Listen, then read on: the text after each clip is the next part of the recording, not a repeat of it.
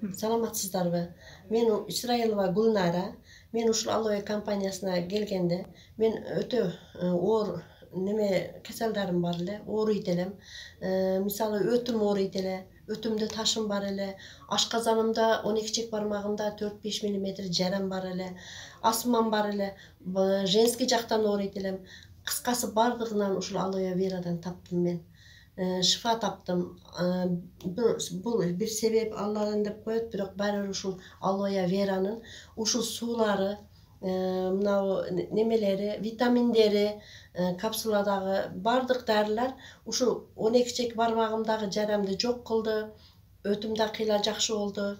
Женский жактан айыктым. Кыскасы үй бүлөмө дагы бир неберем бар эле, көөн азып тамак ичсе жаман болот эле. Ол да тамак жеп калды. Баары үй бүлөмө дагы ичирдим.